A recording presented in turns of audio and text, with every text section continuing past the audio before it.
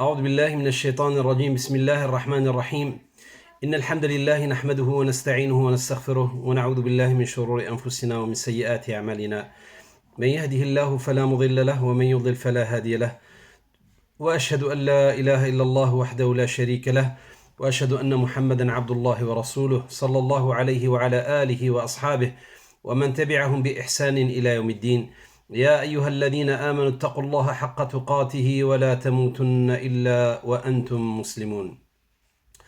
أحبتي في الله، خطبتنا اليوم إن شاء الله تبارك وتعالى حول لا تجزع إذا تأخرت الإجابة، أي لا تفزع ولا تجزع إذا تأخرت الإجابة في الدعاء. فلذلك أحبتي في الله، يتساءل كثير من الناس ويقولون إني أكثر من الدعاء ولكن الله لا يستجيب لي. على سبيل المثال، إنني أدعو الله تبارك وتعالى بانتظام حتى ينجح الولد في دراسته، لكن يفشل هذا الولد في الاختبار. ندعو الله تبارك وتعالى حتى يتزوج أبناؤنا ثم لا يتزوجون. ندعو الله تبارك وتعالى بانتظام أن يشفي مرضانا ومع ذلك يزداد المرض.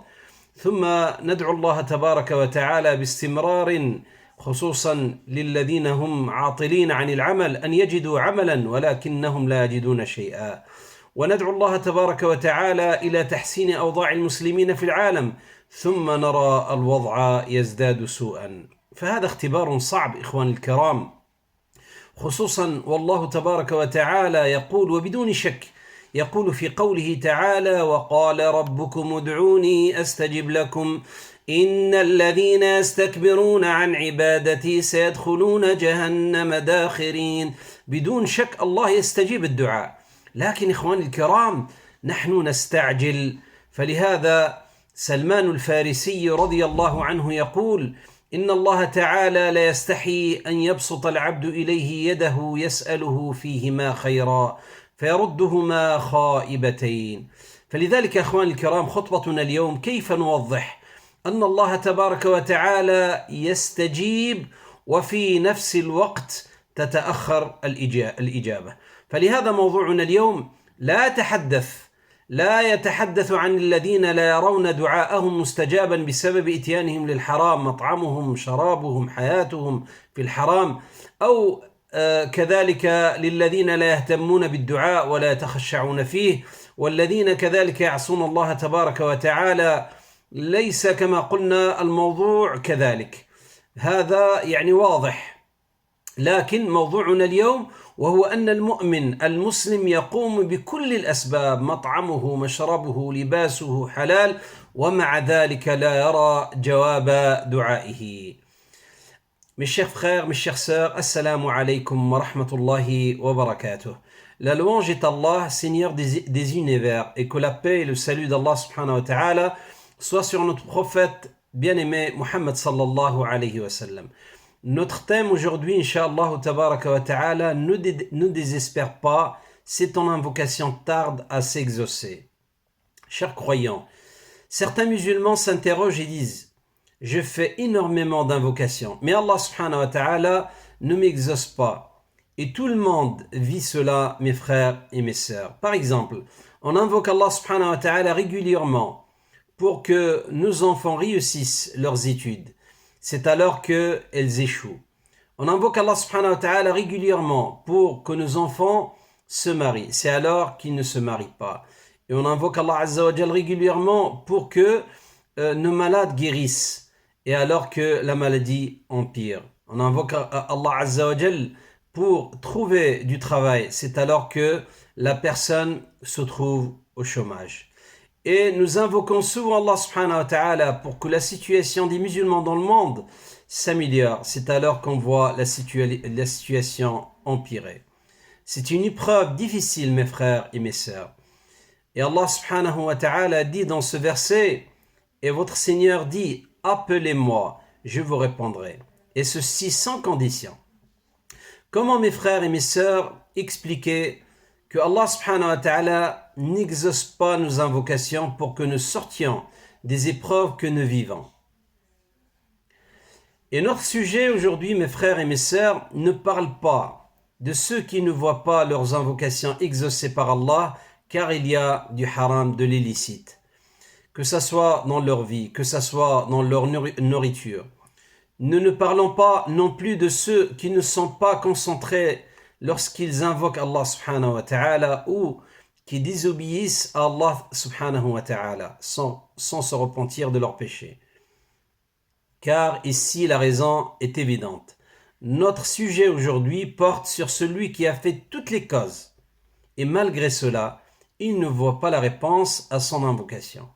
أخي الكريم أختي الكريمة إياك والجزع إذا تأخرت الإجابة فإن تأخرها لأسباب شرح لنا النبي صلى الله عليه وسلم السر في ذلك في هذا الحديث.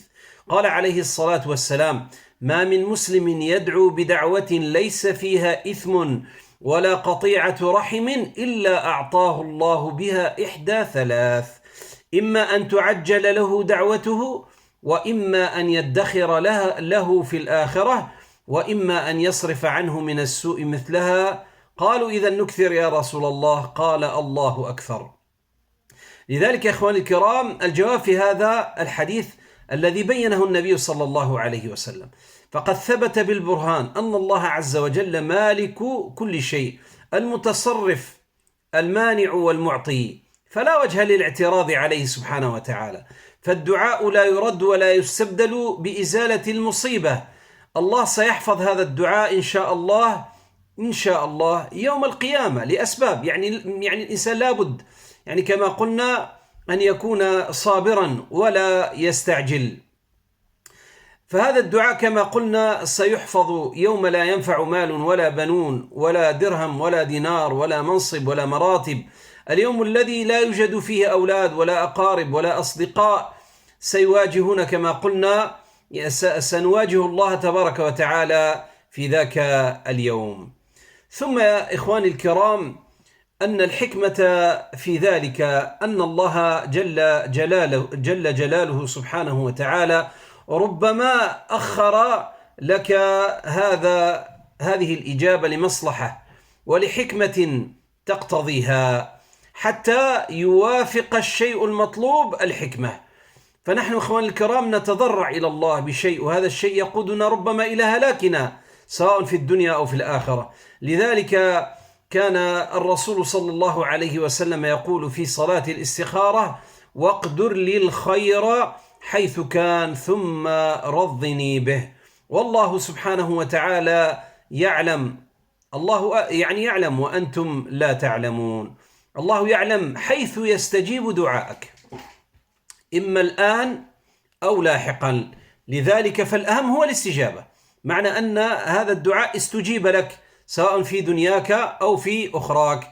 فلذلك قلنا أن يوم القيامة عندما إن شاء الله تبارك وتعالى سترى هذا الدعاء في وقت الشدة وفي وقت الحاجة، تراه أمام الله تبارك وتعالى إن شاء الله مستجاب. فالله تبارك وتعالى كما قلنا: يوم يفر المرء من أخيه وأمه وأبيه وصاحبته وبنيه لكل امرئ منهم يومئذ شأن يغنيه. هنالك الله تبارك وتعالى يقول: أنا المجيب، أنا من يجيب ويسمع الدعاء، لدي دعواتك حفظتها لك اليوم، لقد توسلت إلي كذا وكذا ولم أجب لك في دنياك، فتقول: نعم ربي أذكر. فيقول الله تبارك وتعالى: ما تريد مقابل هذا الدعاء؟ سبحان الله، ما تريد مقابل هذا الدعاء. ثم يا إخواني الكرام ثالثا أنه قد يكون التأخير لمصلحة والاستعجال مضرة، عسى أن تكرهوا شيئا وهو خير لكم، وعسى أن تحبوا شيئا وهو شر لكم، والله يعلم وأنتم لا تعلمون. الله يعلم سبحانه وتعالى يعني ماذا أخر هذا الدعاء. Mes chers frères, mes chères sœurs, le prophète sallallahu alayhi wa sallam nous explique le secret de l'invocation dans un hadith authentique. Le prophète sallallahu alayhi wa sallam dit: chaque fois qu'un musulman invoque Allah azza wa jal par une invocation ne contenant ni mal aux ruptures de liens de parenté, Allah lui répond forcément de trois manières possibles. La première façon de répondre à l'invocation Allah Azza wa Jal exauce la demande directement. C'est-à-dire, si cette chose était destinée, Allah subhanahu wa ta'ala donne ce qui est demandé. Et nous ne savons pas où se trouve le bien, mes frères et mes sœurs. Et Allah Azza wa Jal dit dans ce verset, il se peut que vous ayez de l'aversion pour une chose alors qu'il vous est un bien. Et il se peut que vous aimiez une chose alors qu'il vous est mauvaise. Oui, mes frères, il est possible que l'on implore quelque chose à Allah Azza wa Jal et cette chose va nous mener à notre perte ici-bas et dans l'au-delà. C'est pour cela qu'il est bon de dire, comme il disait sallallahu alayhi wa sallam dans la prière de la consultation, وَقْدُرْ لِلْخَيْرَ حَيْثُ كَانَ ثُمَّ رَضِّنِي بِهِ. Prédestine-moi le bien là où il se trouve et fais que j'en sois satisfait. Wallahu ya'lamu wa antum la ta'lamun. C'est Allah qui sait alors que vous ne savez pas. Deuxième façon de répondre à l'invocation. Allah tabaraka wa ta'ala t'écarte d'un mal qui t'aurait atteint, équivalent meilleur que le bien pour lequel tu as invoqué Allah subhanahu wa ta'ala. Enfin, mes frères et mes sœurs, la troisième façon de répondre à l'invocation, Allah subhanahu wa ta'ala va, insha'Allah, sauvegarder l'invocation le jour de la résurrection. Le jour où il n'y aura ni dirham, ni dinar, ni dollar, ni euro. Le jour où il n'y aura ni échelon, ni prestige de la vie d'ici-bas, ni piston. Le jour où il n'y aura ni femme, ni enfant, ni parents, ni amis. Eh bien, à ce moment-là, seulement Allah subhanahu wa ta'ala qui dira « Ana al-mujib » je suis celui qui répond et exauce les invocations. J'ai auprès de moi tes invocations que j'ai sauvegardées tel jour. Tu m'as imploré telle chose et je ne te l'ai pas exaucé dans ce bas monde. Tu diras, oui, ya Allah, oui, ô mon Seigneur, je me souviens. Et Allah subhanahu wa ta'ala te dira, que veux-tu, mon serviteur, que veux-tu en échange de ces invocations? Subhanallah. Imaginez la scène. Allah, il te demande, que veux-tu en échange de ces invocations? نسأل الله تبارك وتعالى أن يتقبل منا إخواني الكرام. أيها الإخوة والأخوات، فتأخر تأخر الإجابة لم يجزع الأنبياء من أجلها، ولم يضطجر الأولياء بل زادهم إيمانا ورضا. فظهر معنى قول الله تبارك وتعالى ورضوا عنه، رضي الله عنهم ورضوا عنه. سيدنا موسى عليه السلام، كذلك سيدنا يعقوب عليه الصلاة والسلام، سيدنا أيوب عليه الصلاة والسلام، سيدنا رسول الله صلى الله عليه وسلم. يعني قصص الأنبياء مملوءة بالصبر، ولم يجب الله عز وجل دعاءهم في الدنيا. يعني كم من المسائل لم تجب لهؤلاء الأنبياء يعني في دنياهم، فأجابها الله تبارك وتعالى لهم بعد ذلك، يعني بعد وقت طويل. فهذا دلالة على أن تأخر الإجابة ليس من عدم الاستجابة. تأخر الإجابة ليس من عدم الاستجابة.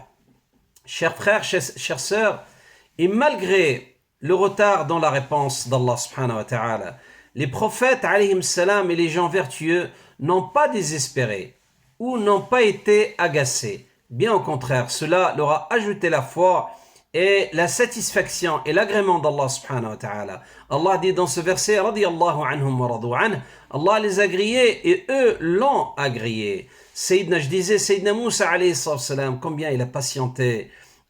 Ces duas aussi n'étaient pas exaucés directement. Sayyidina Ayyub alayhi salam qui était malade, mais Allah subhanahu wa ta'ala a exaucé son dua plus tard. Sayyidina Yaqub alayhi salatu wassalam a exaucé aussi son dua plus tard. Sayyidina Rasulullah sallallahu alayhi wa sallam, combien des mushrikins de Quraysh ont fait des torts à Rasulullah sallallahu alayhi wa sallam, mais Allah a exaucé son dua plus tard. Et ça ne veut pas dire que leur dua il n'était pas exaucé. Il y avait un retard pour une maslaha, pour un bien. أسأل الله تبارك وتعالى أن يستجيب دعاءنا، وأسأل الله تبارك وتعالى أن ينفعنا بما سمعنا. اللهم وفقنا لكل خير وأبعدنا عن كل شر. ربنا ظلمنا أنفسنا وإن لم تغفر لنا وترحمنا لنكونن من الخاسرين. لا إله إلا أنت الحليم الكريم، لا إله إلا أنت رب العرش العظيم. نسألك موجبات رحمتك وعزائم مغفرتك والسلامة من كل إثم والغنيمة من كل بر. اللهم استجب دعاءنا، اللهم استجب دعاءنا، اللهم استجب دعاءنا، لا تردها خائبة يا أرحم الراحمين يا رب العالمين. ربنا ظلمنا أنفسنا وإن لم تغفر لنا وترحمنا لنكونن من الخاسرين. اللهم وفقنا يا أرحم الراحمين لما تحب وترضى. اللهم ارفع عنا البلاء، اللهم ارفع عنا البلاء، واشف مرضى المسلمين، واشف المرضى أجمعين يا أرحم الراحمين يا رب العالمين. اللهم ارحم موتانا وموتاكم أجمعين والحقنا بهم مسلمين، اللهم الحقنا بهم مسلمين. وصل اللهم وسلم على سيدنا محمد وعلى آله وصحبه أجمعين، وآخر دعوانا أن الحمد لله رب العالمين.